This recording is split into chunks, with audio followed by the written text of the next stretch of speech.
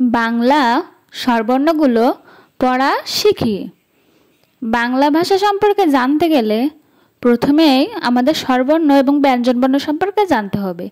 আজকের ভিডিওতে আমি স্বরবর্ণগুলো সঠিক উচ্চারণ সহ আপনাদের পড়ে শোনাবো। দেখুন, প্রথমে আছে ওয়া, আ, রস্বই, দীর্ঘই, রস্যু, দীর্ঘ, রি, এ,